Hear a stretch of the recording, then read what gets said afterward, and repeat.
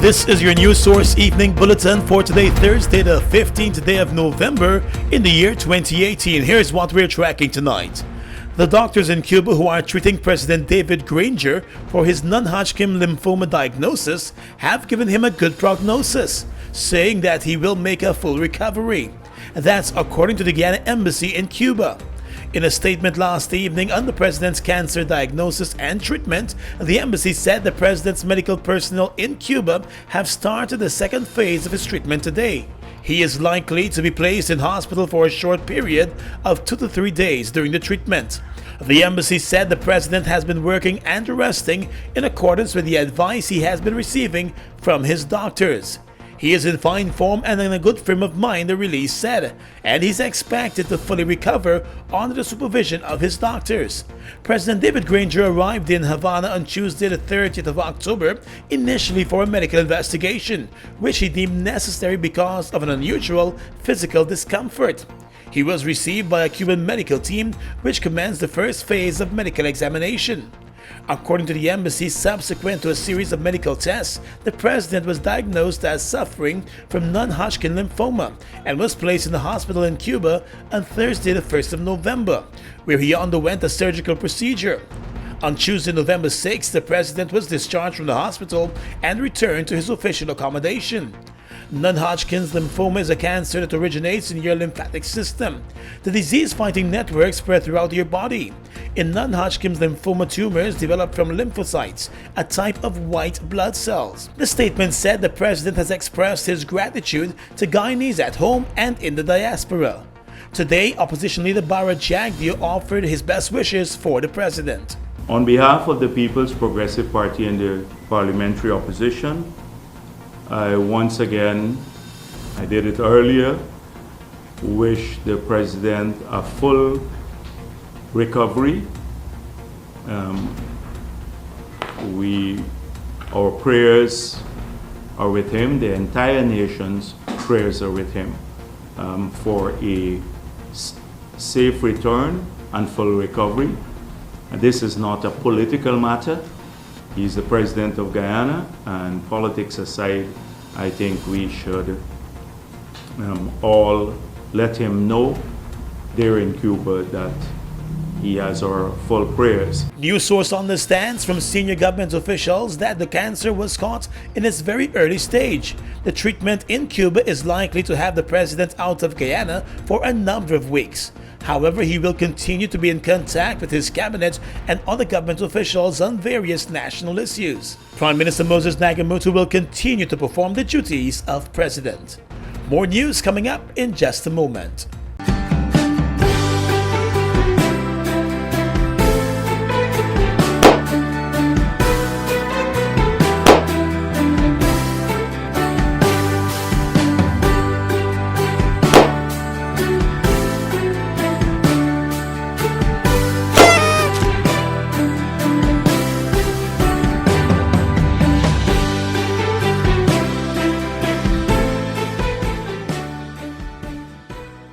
This Christmas, get a loan for your dream car with an extended repayment term. Spruce up your home with that renovation you always wanted and take advantage of low or no down payment. Get new appliances so you can cook up a storm. You'll get same-day approval. Plus, you can win a getaway to a destination of your choice. Visit RepublicGuyana.com today to find out how. Republic Bank, we're the one for you. Get ready to ride it, ride it. Ready to ride it, ride it, ride it, ride it, ride it, ride the wave. Open up the new vibe, drink up the boldness inside. Radical and fresh and wild, catch the wave now. Ride bold, ride fresh, ride strong. Come on, ride the wave. Taste the action, satisfaction, perfection. Wave,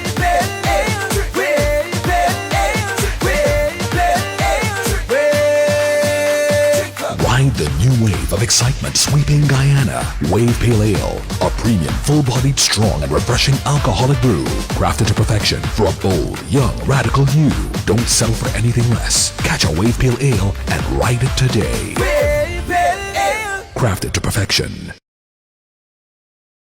Welcome back. Politics to report now. On the heels of its self-described massive performance at the just concluded local government elections, the opposition People's Progressive Party has filed a no-confidence motion against the government. The government holds the majority in the National Assembly by 1 seat. At his weekly press conference today, opposition leader Bharat Jagdeo announced that his party filed a no-confidence motion with the clerk of the National Assembly. If you compare what they claim when they filed a no-confidence motion against the situation today, we're in a bad shape. And therefore, we have decided to file a no-confidence motion against them. So that has been tabled in Parliament, and I suspect we are going to be addressing it shortly. Mr. Jagdeo said he suspects the issue will be addressed shortly in the National Assembly. He said that PPP has filed its no-confidence motion against the coalition government for a number of reasons of its own.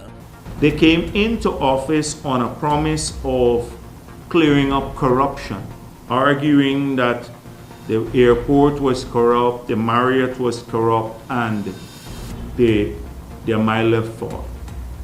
We have seen this government in office unable to prove any of this. But on the other hand, from the audit report, $500 million missing from the Durban Park project.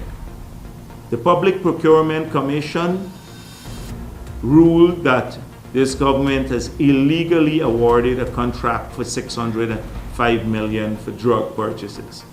The Public Procurement Commission has released a report saying that Patterson and his ministry bypassed the tender process and illegally approved a contract for the Demerara Harbor Bridge. The opposition leader also listed several other issues and occurrences that took place under the coalition government as reasons for a no-confidence motion. Mr. Jagdeo said whether the PPP wins or loses a no-confidence motion, he believes the country will benefit from the debate surrounding it. Whether we win the no-confidence motion or not, the country will benefit from it, because we believe we'll get a chance once again to point out what the electorate said to them when they rejected them at these polls, that their policies are all wrong and damaging our prospects for the future and the well-being of all of our people across Guyana. People, APNU supporters as well as PPP supporters. When the AFC filed its no-confidence motion against the PPP government back in 2014, it pulled in the support of the APNU. Together, the two held a majority in Parliament, and the PPP was fearful of the consequences when the motion would have been passed. In response, the then President Donald Ramotar prorogued the Parliament, essentially bringing its session to an end, and he called early elections. The PPP lost those elections to the APNU-AFC coalition. Turning now to road safety, with Guyana already recording over 100 deaths in the country's roadways so far for this year, the National Road Safety Council is teaming up with the Ministry of Public Infrastructure and the Guyana Police Force, along with the Impressions Company and the WHO PAHO, to launch a nationwide campaign to stop the tears. This morning at the Kitty Roundabout, officials of the various organizations unveiled a No More Tears billboard, which they hope will cause drivers and other road users to stop and think more about safety on the country's roadways. Coordinator of the National Road Safety Council, Ramona Durkin, told the launching this morning that with over 100 lives lost on the country's roadways for this year, all efforts are needed to tackle the carnage on the roadways. We need to stop the tears. Road safety has become very dormant right now. People is not taking interest. We got to start knowing that this is a serious thing.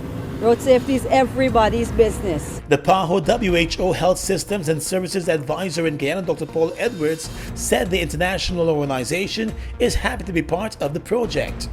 In Guyana, road traffic accidents are among the leading causes of deaths.